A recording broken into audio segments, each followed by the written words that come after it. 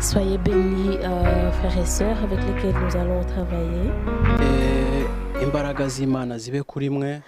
Que la puissance de Dieu soit sur vous, parce que c'est elle qui nous rend capables. Et vous qui nous suivez, à la caméra de la communauté Pierre Vivante, ou ceux qui nous suivront après, que la paix de Dieu soit avec vous et que Jésus demeure en vous.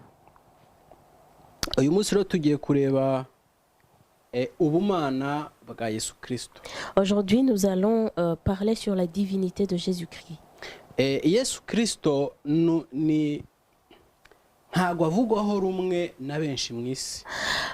y a des disputes ou des discussions diverses et variées sur Jésus-Christ partout dans le monde. Certains ont leur façon de le considérer. Et nous, les chrétiens, nous avons notre manière de le considérer. Et nous connaissons son rôle dans notre vie. Et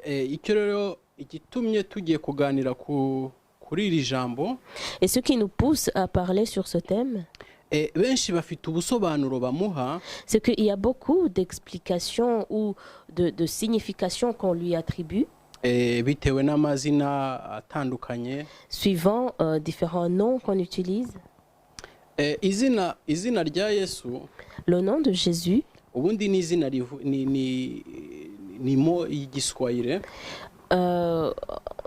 Jésus, c'est français.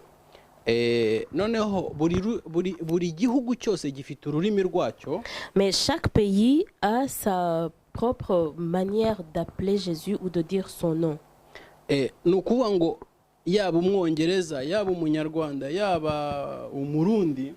ce soit un Anglais, un Français, un Rwandais, un Burundais, que ce soit un Arabe. Chaque peuple a sa façon de l'appeler. Et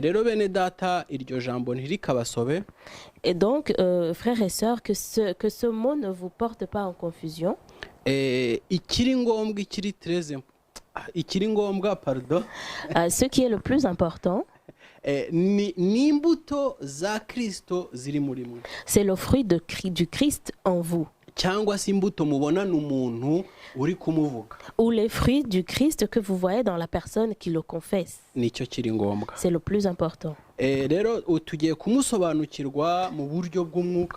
donc nous allons l'expliquer spirituellement.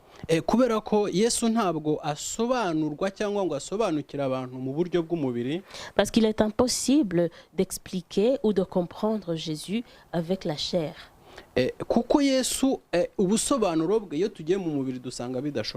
Parce que expliquer Jésus charnellement, ça nous est impossible. Amen.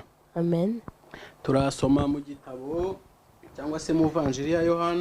Nous allons lire dans l'évangile de Jean.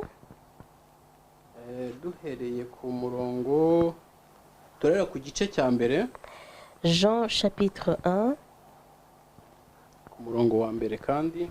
Au verset 1er. Haravuga hati, mbere na mbere hariho jambo. Ku murongo wa mbere. Au commencement était la parole. Jambo yahoranye n'Imana kandi jambo yari Imana. Et la parole était avec Dieu et la parole était Dieu. Amen. Amen. Umurongo wa kabiri aravuga ngo uwo yahoranye n'Imana mbere na mbere. Le deuxième verset nous dit, elle était au commencement avec Dieu. Ibintu byose niwe wabiremye ndetse mu byaremwe byose nta na kimwe kitaremwe nawe. Toutes choses ont été faites par elle et rien de ce qui a été fait n'a été fait sans elle. Alléluia. Alléluia. Ni ukuvuga ngo jambo w'Imana, ça veut dire que la parole de Dieu, ari we Yesu Kristo, qui est Jésus-Christ, ni ukuvuga nkunda gusobanura uburyo umuntu ashobora kubonamo ijambo. J'aime parfois dire de comment on peut trouver la parole. Twongere tujye mu itangiriro nanone igice cya mbere. Allons dans le livre de Genèse, le premier chapitre, kugira ngo habashe kumvikana neza ubumana bwa Yesu. pour bien expliquer la divinité de Jésus. Iyo duhereye ku murongo wa mbere, Quand on commence par le premier verset, haravuga ngo mbere na mbere Imana yaremye ijuru n'isi. au commencement, Dieu créa les cieux et la terre. Amen. Amen. Ariko iyo tumanutse hasi, Mais quand on descend, ku murongo wa kabiri, au deuxième verset, reka mpasome tuharangize. Isi yari itagira ishusho, yariho ubusa busa, umwijima wari hejuru y'imuhengeri, maze umwuka w'Imana yagendagendaga hejuru y'amazi. Ndashaka twumve hano kuri gatatu. Imana iravuga iti habeho umucyo, umucyo ubaho. Dusomere kuri gatatu. Si on descend au deuxième verset, la terre était informe et vide. Il y avait des ténèbres à la surface de l'abîme et l'Esprit de Dieu se mouvait au-dessus des eaux. Et le verset sur lequel on va insister, c'est le troisième verset. Dieu dit que la lumière soit et la lumière fut. Amen. Amen.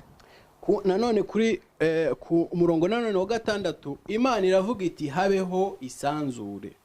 Et au sixième verset, Dieu dit qu'il y ait une étendue entre les eaux. Hagati y'amazi rigabanye amazi n'andi mazi. Et qu'elle sépare les eaux d'avec les eaux. Tumanutse no ku murongo wa 9 naho Imana iravuga iti. Au verset 9 également, Dieu dit. Yesu nukuwa ngo niwe jambo w'Imana kandi akaba ari nawe Mana. Donc Jésus c'est la parole de Dieu et c'est lui Dieu. Kubisobanukirwa biragoye. C'est difficile de le comprendre. Ko nkunda kumva abantu benshi baburana kuri Yesu. Parce que j'entends souvent les gens qui ont des discussions sur Jésus. Rimwe n'abakristo baburana n'abandi b'abayisilamu cyangwa abandi badahuje kwemera. Et parfois même il y a des chrétiens qui se disputent avec des musulmans ou d'autres qui auront une autre foi. Hari abasobanura ko Imana ari ebyiri. Il y en a qui disent qu'il y a deux dieux. Ariko Imana ntabwo ari ebyiri. Mais on n'a pas de Dieu. Hari n'abakristo ubona ko bafashe Yesu nk'indi Mana yasimbuye Imana yacu. Et il y a même des chrétiens qui ont l'air de considérer que Jésus c'est une sorte d'autre Dieu qui a remplacé Dieu le Père. Ngo Imana ntiyahindutse. Mais Dieu n'a pas changé. Imana igaragarira muri Yesu. Dieu se manifeste en Jésus. Yesu nawe akagaragarira mu Mana. Et Jésus se manifeste en Dieu. Yakunze kuvuga ijambo rimwe. Il y a une parole qu'il aimait dire. Yakunze kuvuga ngo ndi muri data kandi data nawe ari muri njye. Il disait je suis dans mon Père et mon Père est en moi. Alléluia. Alléluia. Ubwo bumana bwa Yesu rero. Et la divinité de Jésus. Ntabwo akenshi ukunda kubona abakristo barahinduye avuga ngo amategeko y'Imana ntabwo tuyagenderamo kuko Yesu byose yabivanyeho. Parfois il y a des chrétiens qui disent nous ne sommes plus dirigés par les lois de Dieu parce que Jésus a tout enlevé. Ariko iyo ukurikiye Yesu nayo mategeko arakureba. Mais quand tu suis Jésus, même les lois divines te regardent, te considèrent, ça te regarde. Alléluia. Alléluia. Rero ijambo ravuga ngo ibyaremwe byose ngo nta na kimwe kitaremwe na Yesu. Et la Bible nous dit qu'il n'y a rien qui a été fait qui n'a pas été fait par Jésus. Kubera iki? Pourquoi? Mu itangiriro tubona ngo Imana iravuga. Dans la parole on nous dit Dieu dit. Iyo Imana yavugaga ikintu yavuga cyose cyaheraga ko kikaba. Quand Dieu disait, quelque chose qu'il disait existait ou arrivait. Reka turebe uburyo dushobora kubonamo ijambo bubiri. Examinons la parole en deux manières. uburyo bwa mbere La première manière, ushobora gutekereza tu peux penser ukandika et tu écris. koko utekereje ntugire ikintu usohoza cyangwa ugaragaza ntawabimenya. Mais si tu penses et que tu gardes ta pensée en toi, tu ne la matérialises pas, personne ne va se rendre compte que tu as pensé quelque chose. ni we byagirira umumaro nta n'undi byagira icyo bimarira. Ça ne va servir qu'à toi-même et à personne d'autre. ariko iyo utekereje ukandika haboneka ijambo. Mais si tu penses et que tu écris, la parole se manifeste. noneho niyo uvuze Et quand tu parles, ijambo rya kabiri rituruka mu ijwi. la parole se manifeste par ta voix. iyo uvuga Et quand tu parles, twumva ijwi.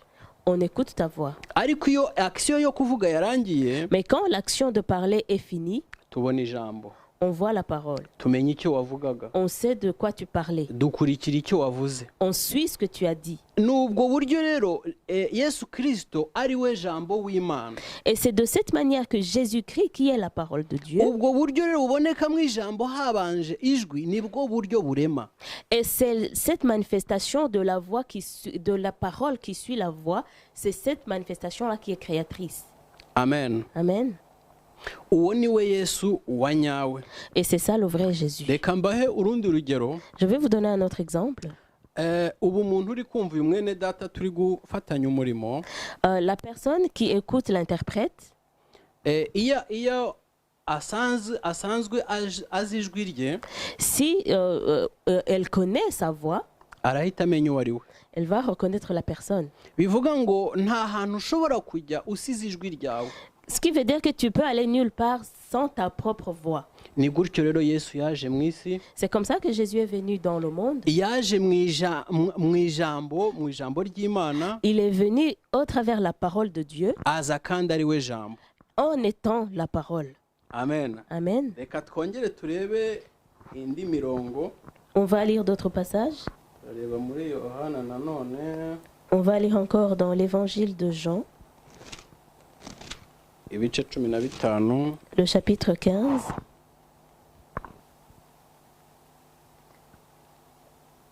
umurongo wa 4 haravuga hati, umurongo wa 4 n'uwa 5.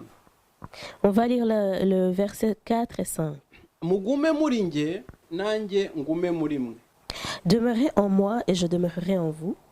nk'uko ishami ritabasha kwera imbuto ubwaryo ritagumye mu muzabibu. Comme le serment ne peut de lui-même porter du fruit s'il ne demeure attaché au cep. niko namwe mutabibasha nimutaguma muri jye. Ainsi, vous ne le pouvez non plus si vous ne demeurez pas en moi. hano Yesu niwe usobanura.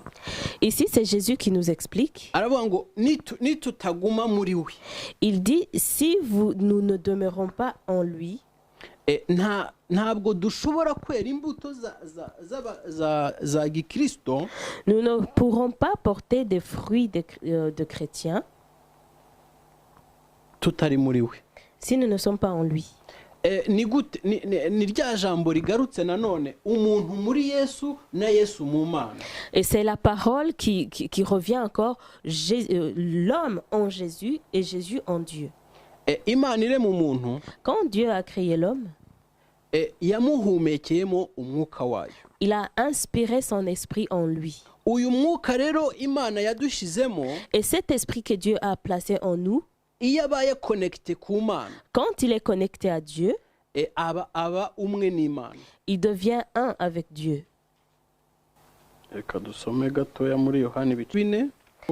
Nous allons lire dans le livre de Jean chapitre 4, umurongo 24. au verset 24. haravuga hati, Imana ni umwuka, n'abayisenga bakwiriye kuyisengera mu mwuka no mu kuri. Dieu est esprit et il faut que ceux qui l'adorent en esprit et en vérité. aha rero niho haza hagahuza umuntu na Kristo n'Imana bigahinduka ubutatu. Et c'est ici que on voit une trinité qui unit l'homme, Christ et Dieu. Amen. Amen. hano biroroshye cyane kugira ngo ubashe gusobanukirwa ubumana bwa Yesu Kristo Ici, c'est très facile de pouvoir comprendre la divinité de Jésus-Christ. ni ukuvuga ngo niba imana yarahumekeyemo umuntu umwuka, Ça veut dire que si Dieu a inspiré son esprit en l'homme noneho Yesu nawe akaza ari ijambo w'Imana, et que Jésus est venu en tant que la parole de Dieu, ni ukuvuga ngo biroroshye cyane, ariko ntabwo ugiye mu mubiri ntabwo ushobora kubisobanukirwa. ça veut dire que c'est facile à comprendre, mais si tu es dans la chair, il t'est impossible de le comprendre. Amen. Amen. Reka twongere tusome, On va lire encore. tusome Yohana ibice 17, Jean chapitre 17, umurongo wa 21. le verset 21. Haravuga hati ngo bose babe umwe nk'uko uri muri jye.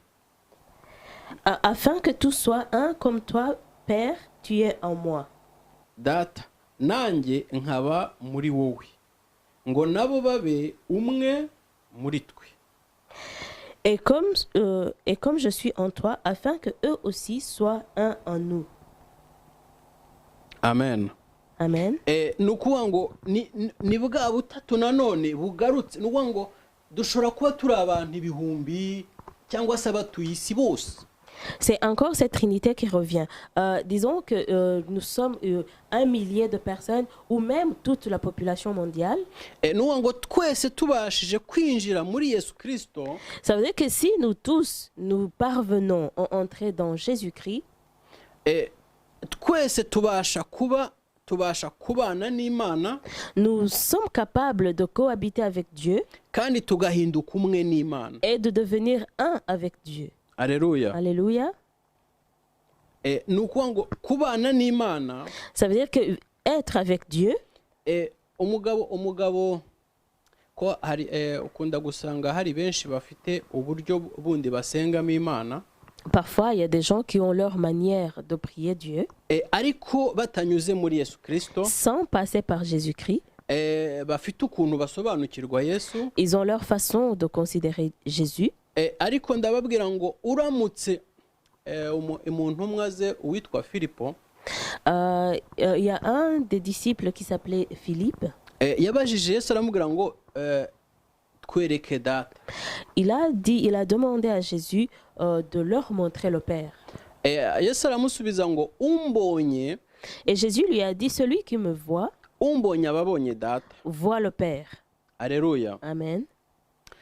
Noneho umugabo umwe witwa Koroneliyo, Et un homme qui s'appelait Cornelius, ntabwo turi buhasome, ni mu byakozwe n'intumwa, c'est dans le livre des Actes des Apôtres, nous n'allons pas le lire, ibice 10, le chapitre 10, uhereye ku murongo wa mbere. à partir du premier verset. Baramusobanura cyane uburyo yitwaraga imbere y'Imana.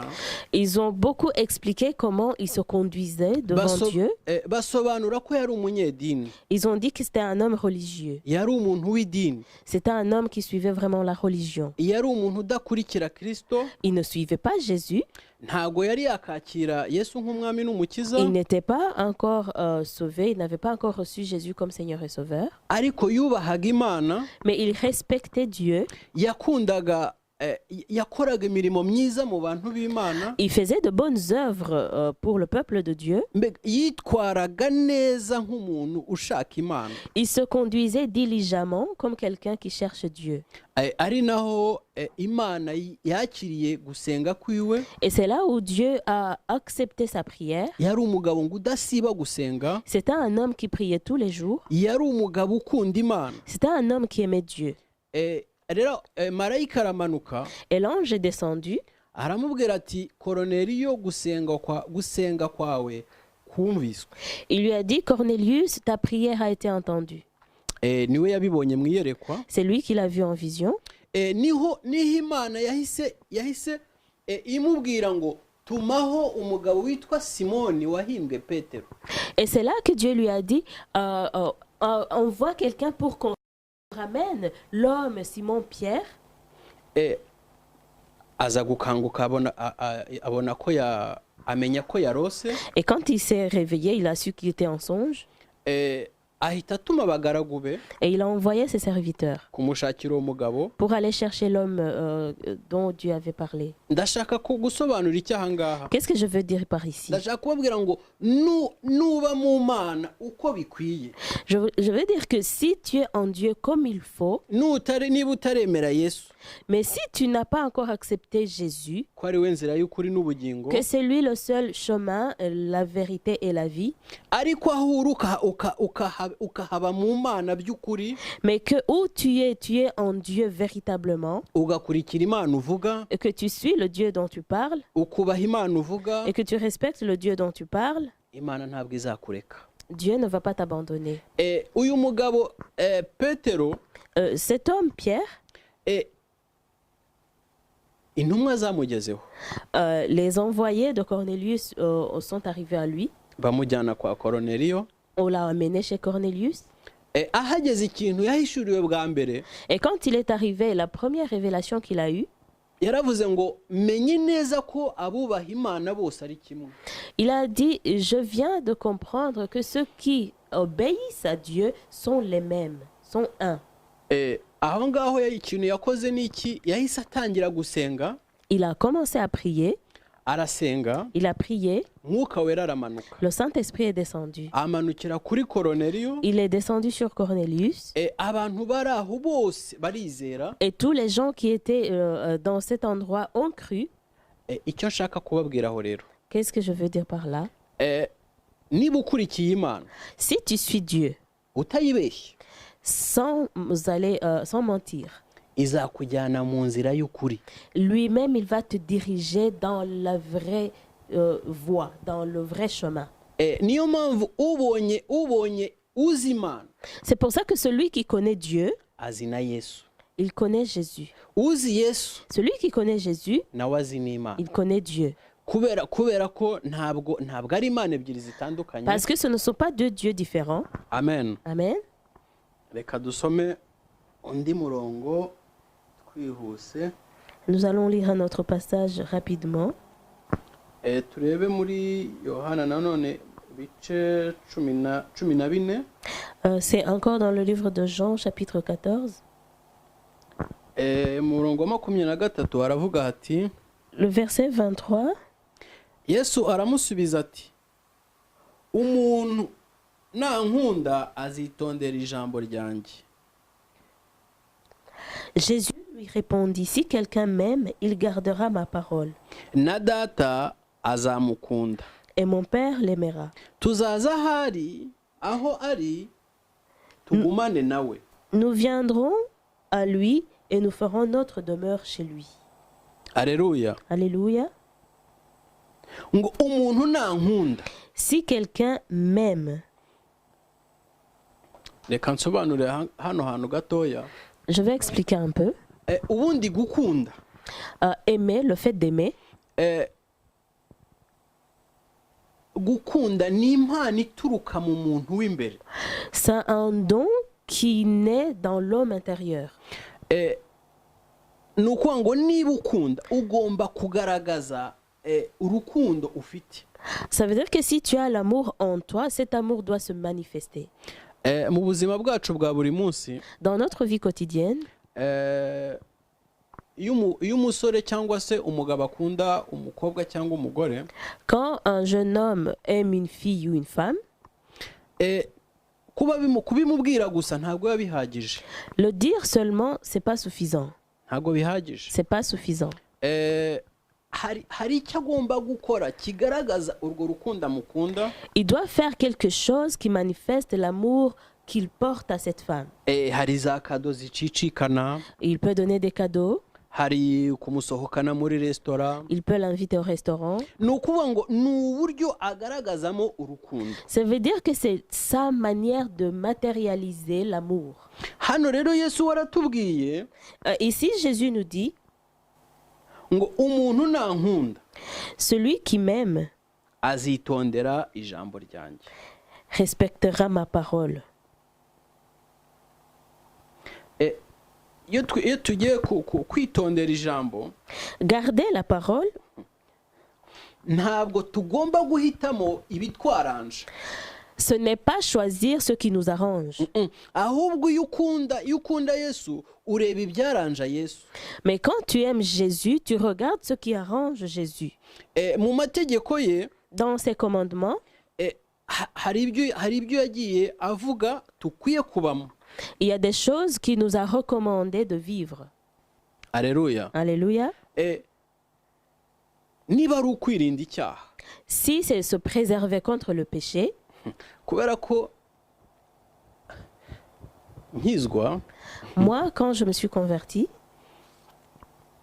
hari ibyo ntari nzi ko ari icyaha. il y a des choses que je ne considérais pas comme péché ou je l'ignorais. J'ignorais que c'était des péchés. Kandi nabikoraga mbona ngiye binyaranja, Et moi, je le faisais parce que ça m'arrangeait kandi nabikoraga mbona bimfasha kubaho. et ça m'aidait à vivre. Nonaha rero ubu ngubu iyo ugeze muri Yesu Kristo, Mais quand tu arrives en Jésus-Christ, iyo umaze kumwemera nk'umwami wawe n'umukiza wawe, quand tu l'as accepté en tant que Seigneur et Sauveur de ta vie, ibituma wowe ubona ko ari byo bituma ubaho urabireka. des choses que tu considères comme vitales, tu les abandonnes. Ugendera mu bimwubahisha, Tu apprends à marcher dans les choses qui lui rendent gloire. n'uwa ngo wanga ibyo yanga, Tu détestes ce qu'il déteste, ugakunda ibyo akunda, tu aimes ce qu'il aime, aho ngaho uba witondeye ijambo rye. et c'est comme ça que tu gardes sa parole. Yesu Kristo, Jésus-Christ, ubudahangarwa bwiwe, son immunité, niwe wambaye umubiri aba mu isi, c'est d'avoir porté la chair et vécu dans le monde, ava mu isi nta cyaha akoze. et avoir quitté le monde sans avoir péché. Alléluia. Alléluia. Ubwo ni ubudahangarwa bwa Yesu Kristo. Ça, c'est l'immunité de Jésus-Christ. Niyo mpamvu avuga ngo numukunda, C'est pour ça qu'il dit que si tu l'aimes, numwakira, si tu le reçois, kuba umukunda bizagaragara yuko witondera ijambo rye. l'amour que tu lui portes se manifestera par le fait de garder sa parole. Amen. Amen. Reka twongere turebe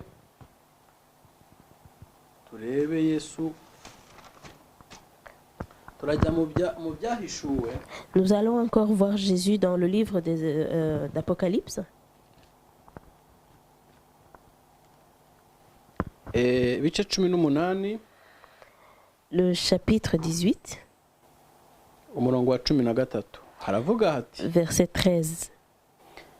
abo bahuje inama baha ya nyamaswa imbaraga zabo n'ubutware bwabo. C'est le chapitre 17, verset 13. Oui, pardon. Ils ont un même dessein et ils donnent leur puissance et leur autorité à la bête. Nuwa ngo iyi nyamaswa ishushanya Satani. Cette bête symbolise le diable. Shitani rero n'abamukorera bose bazishyira hamwe. Et donc Satan et tous ceux qui le servent vont s'unir. Kuri 14, Et au verset 14, ngo bazarwanya umwana w'intama, ils combattront contre l'agneau.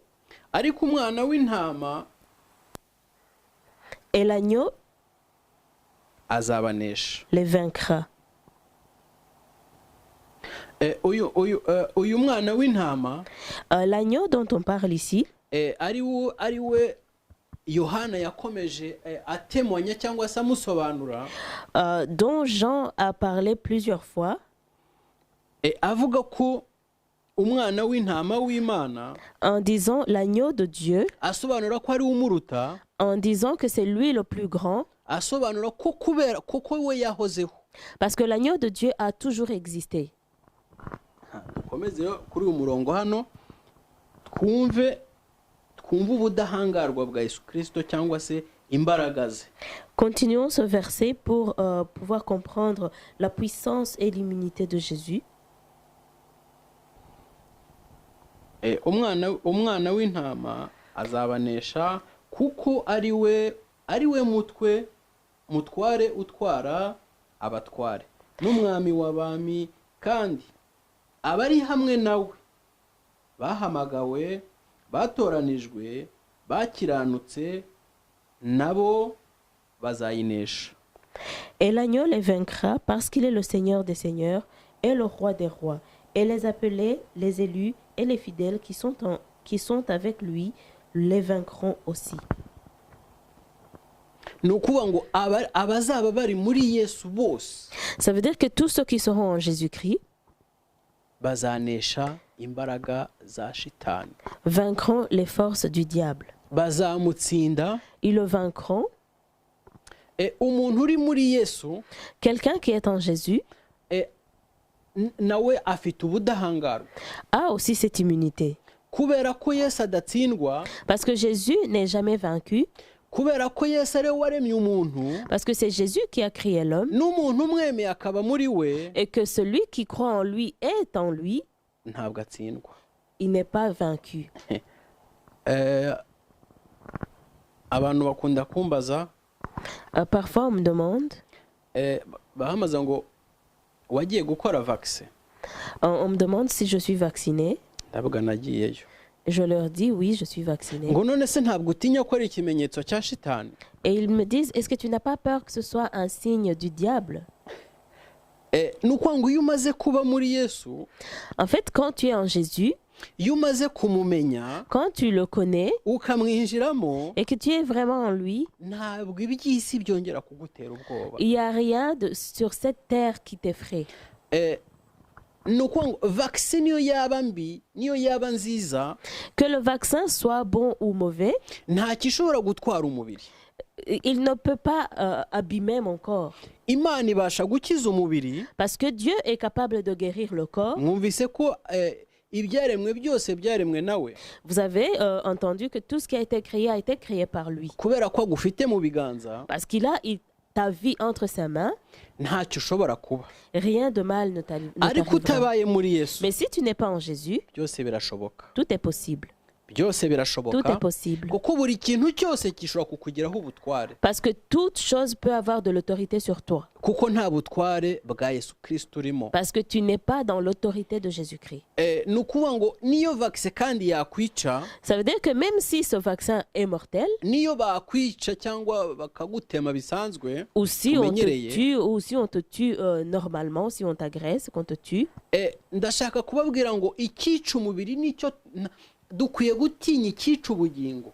ça veut dire que nous ne devons pas avoir peur de ceux qui tuent la chair, mais ceux qui tuent l'âme. Nicyo tugomba, icyakwica ubugingo nicyo tugomba gutinya. Nous ne devons craindre que ceux qui tuent l'âme. Kubera iki? Iyo uri muri Yesu uba uriho.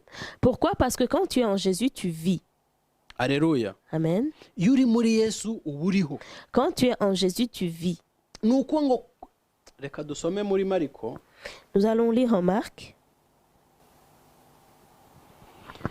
Mariko ibice 10, Marc chapitre 10, umurongo wa 45. verset 45. Haravuga hati, kuko umwana w'umuntu nawe ataje gukorerwa, ahubwo yaje gukorera abandi no gutangira ubugingo bwe kuba inshungu ya benshi. Car le Fils de l'homme est venu, non pour être servi, mais pour servir et donner sa vie comme rançon de plusieurs.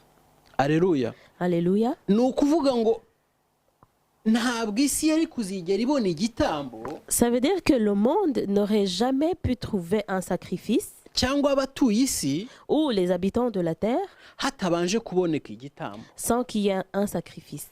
Mwibuke mu isezerano rya kera, Souvenez-vous, dans l'Ancien Testament, kwiyeza, kubonana n'Imana, kuvugana n'Imana, la sanctification, les rituels de sanctification, de parler avec Dieu, de voir Dieu, hari ibitambo byagombaga gutangwa. il devait y avoir des sacrifices. Batangaga intama, ihene, On pouvait donner des brebis, des chèvres, imfizi z'inka, des bœufs, memu n'inuma z'intungura, ou même des pigeons. Ibyo byose rero Imana ibivunjira hamwe.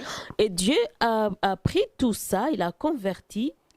Noneho igitambo kiba kimwe gihinduka aricyo cyahindutse Yesu Kristo. Et le sacrifice est devenu un. ari we qui est mwana w'intama Jésus-Christ, w'imana. qui est l'agneau de Dieu. Ni ukuvuga ngo rero yesu yabaye incungu ku bwa benshi. Ça veut dire que Jésus a été la rançon pour plusieurs. Niyo mpamvu rero imbaraga zose n'ububasha biri muri we. Et c'est pour ça que toute force et toute autorité est en lui.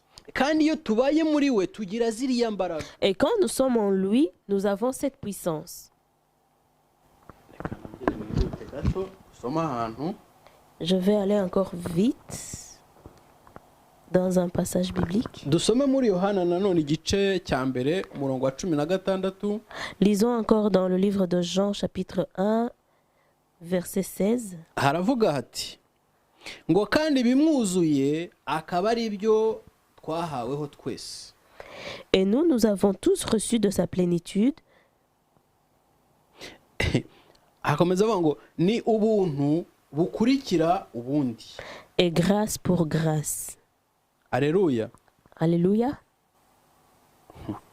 Iyo tumanutse kuri 18 Quand nous descendons au verset 18, haravuga ngo uhereye kera kose nta muntu wigeze kubona Imana, ahubwo umwana w'ikinege uri mu gituza cya se niwe wayimenyekanishije. personne n'a jamais vu Dieu.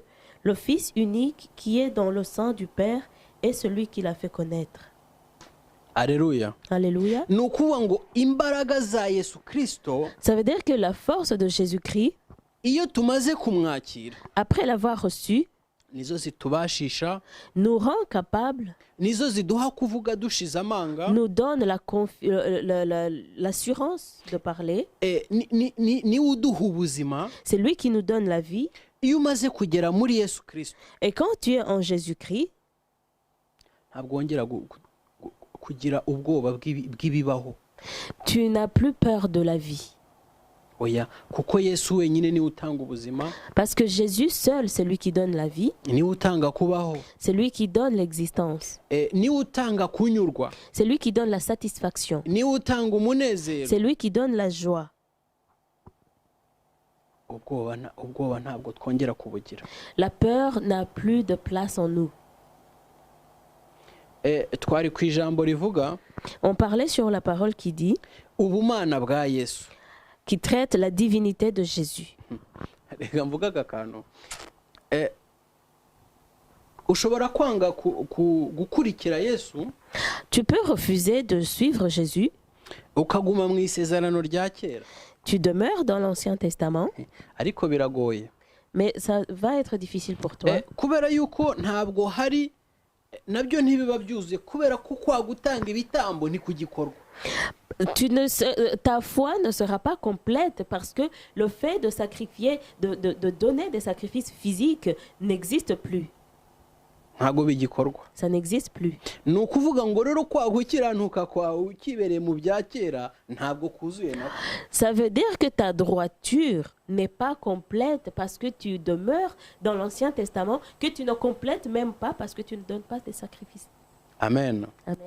Rero Yesu niwe nzira y'ukuri n'ubugingo. Et donc c'est Jésus le seul chemin, la vie et la vérité. Niba utaramwakira, Si tu ne l'as pas encore reçu, nicyo gihe. c'est le moment. Kubera isi irashirana n'ibyayo. Parce que le monde passe avec tout ce qui lui appartient. Iyo murebye ibihe tugezemo, Quand vous observez les temps dans lesquels nous vivons, Yesu wenyine niwe buhungiro. c'est Jésus qui est notre seul refuge. Wenyine. Le seul. Isaha ntigeze. L'endroit, l'époque dans laquelle nous sommes, igeze aho nta ukomeye ugaragara. Nous arrivons dans une époque où il n'y a aucune grande personnalité qui sort du lot. Nta muntu n'umwe ukomeye dushobora guhungiraho. Personne ne peut représenter le refuge d'un peuple. Ni Yesu wenyine. À part Jésus. Niwe nzira y'ukuri n'ubugingo. C'est le seul chemin, la vie et la vérité. Niba rero utaramwakira, si tu ne l'as pas encore reçu, nicyo gihe cyo kumwakira. Ceci est le moment de le recevoir. Ukajya mu nzira igororotse. Et d'emprunter le bon chemin. Kugira ngo ubashe kugira sécurité mu buzima bwawe. Pour pouvoir avoir la sécurité dans ta vie. yesu hano yakomeje avuga, ntabwo dusoma turi buhasome. Il y a quelque chose que Jésus a dit, nous n'allons pas le lire. Yaravuze ngo nimuba muri nge, Il a dit, si vous êtes en moi nanjye nkaba muri mwe, et moi en vous, nk'uko data nawe ari muri nge, comme le Père est en moi nanjye nkaba muri et we, moi en lui, ngo icyo muzasaba cyose data, tout ce que vous demanderez au Père, ngo muzahera ko mugihabwe. vous le recevrez. Ndashaka kubabwira ngo iyo uri muri Yesu, Je voudrais te dire que quand tu es en Jésus, uba ufite ubutware, tu as l'autorité. urasaba, Tu demandes urasaba ugahabwa. et tu reçois. Imana ibahe umugisha. Que Dieu vous bénisse. Umwanya twari twafashe ngo tuvuge ku ijambo ry'Imana, Notre temps de discuter sur la parole de Dieu, ndabona iminota iri kugenda yihuta, le temps nous est compté. rero nagira ngo dusubikire ahangaha. Je voudrais qu'on s'arrête ici. Umwami wacu nadushoboza, Si notre Seigneur nous rend encore capables, tuzongera tubagezeho inyigisho, nous allons encore vous communiquer les enseignements dukomeza tubereka ubumana bwa Yesu Kristo, en vous démontrant la divinité de Dieu, de Jésus-Christ, aho Imana yashimye ko ari ubera inzira abatuye isi, où Jésus a trouvé bon que ce soit lui qui devienne le chemin pour le peuple de la terre, Yesu abera umucyo abatuye isi, qu'il soit la lumière de la terre, kugira ngo abantu bave mu mwijima, pour que les gens quittent les ténèbres, ko abantu bari bagiye mu mwijima Parce- mu bihe birebire. parce que les gens s'étaient enfoncés dans les ténèbres pendant longtemps. Nk'ijambo dusanga muri Samweli wa kabiri, Il y a une parole qui se trouve dans le livre, dans le deuxième livre de Samuel, ubwo abakuru b'Abisiraheli cyangwa se abakuru b'ubwoko bw'Imana quand les anciens du peuple de Dieu basangaga umuhanuzi ari we Samweli, sont allés chercher le prophète Samuel. bakamubwira ati bamusanze i Rama, Il était à Rama et ils lui ont dit, bamusangayo baramubwira bati, dore urashaje tu es vieux kandi abahungu bawe ntibagendana ingeso nk'izawe, et tes fils ne sont pas aussi droits que toi. none rero dushakira umwami ajya aducira imanza nk'ayandi mahanga. Maintenant, établis-nous un roi qui va nous diriger et qui va nous rendre justice comme tous les autres pays ont un roi. Samweli iryo jambo riramubabaza, Ça a blessé le cœur de Samuel. nuko Imana irabyumva kuko yumvaga Samweli, Mais Dieu l'a entendu parce qu'il écoutait Samuel. Imana iramubwira ngo abo bantu ibyo bakubwiye bibemerere, Dieu lui a dit, donne à ce peuple ce qu'il te demande, ngo kubera ko ngo si wowe banze ngo ahubwo nijye banze. parce que ce n'est pas toi qu'il rejette, mais c'est moi qu'il rejette. Igihe cyose rero umuntu yanze Imana, À chaque fois que quelqu'un rejette Dieu, nubwo wabona ibintu bigenda neza, même si tout te semble bien aller, ariko uba umaze kwambara umwijima. mais tu y es revêtu de ténèbres. Aleluya. Alléluia. Uba umaze kwambara umwijima. Tu es revêtu de ténèbres. Aho rero niho Imana yahise itanga umwana wayo w'ikinege, Et c'est là où Dieu a donné son Fils unique kugira ngo aze amurikire abatuye isi bave mu mwijima. pour qu'il vienne éclairer les habitants de la terre, qu'ils quittent les ténèbres. Muri iki kinyejana hariho benshi bakitwikiriye umwijima, Et dans ce siècle présent, il y a beaucoup qui vivent encore dans les ténèbres, bafite ibibazo bihoraho buri munsi bidashira, qui ont des problèmes incessants kubera ko bataramurikirwa n'umucyo. parce que la lumière n'a pas encore lui sur leur vie. Ndashaka kubabwira ngo iyo umurikiwe n'umucyo, Et je voudrais te dire que quand la lumière luit sur ta vie, nta na kimwe kikugeraho utabimenye, rien ne t'arrive par accident sans que tu ne le saches. nta kibaho utabizi. Il n'y a rien qui te surprend. N'ijambo ry'Imana ryo rirabisobanura Même la parole de Dieu nous le dit, ngo nta kizababaho ntababwiye. que rien n'arrivera à mon peuple sans que je ne les avertisse. Ariko iyo tutabaye muri presence, Mais quand nous ne sommes pas dans la présence de Dieu, ntacyo tumenyeshwa. on ne nous communique rien. Dushobora no kumenyeshwa, On peut même nous avertir, ariko ntitumenye ibyo ari byo, mais nous ne comprenons pas l'avertissement. kubera ko umucyo utaturiho. Parce que la lumière n'est pas en nous. Mwene data rero, Bien-aimé, gira umwete winjire hâte-toi d'entrer muri Yesu. en Jésus. Shakisha uko wamenya Yesu, Cherche à savoir, à connaître Dieu. kandi niba wumva ufite ubwenge buhagije pe, Et si tu sens que tu es vraiment sage, niba wumva ufite ubwenge Si tu te considères comme quelqu'un de sage et d'intelligent, bukoresha ubwo bwenge gushaka kumenya Yesu. utilise cette sagesse et cette intelligence à chercher Jésus. Ibindi byose waba ubiretse ariko ukabukoresha gushaka Yesu. Tu peux même mettre de côté tout le reste, mais cherche Jésus. Imana nibaho umugisha. Que Dieu vous bénisse. Amahoro y'umwami wacu abe muri mwe. Que la paix de notre Seigneur soit avec vous. Umucyo ubavire. Et que la lumière luise sur vous. Murakoze rero namwe twafatanyije umurimo. Merci les bien-aimés qui m'ont aidé à servir. Imana ibaho umugisha. Que Dieu vous bénisse. Kandi Imana ikomeze kubareba ijisho ryiza. Et que Dieu vous regarde d'un bon œil. Ibishimire. Qu'il se réjouisse en vous. Kuko mwigishije benshi. Parce que vous avez enseigné beaucoup. Yabakoresheje kwigisha. Il vous a utilisé pour enseigner. Imana ibaho umugisha. Que Dieu vous bénisse. Muri byose. En tout. Ibahaze ubwenge. Qu'il vous donne de la sagesse et de Kandi ibaho l'intelligence. umugisha mu buryo bwose. Et qu'il vous donne la bénédiction à tous égards. Muhabwe umugisha. Soyez bénis. Merci.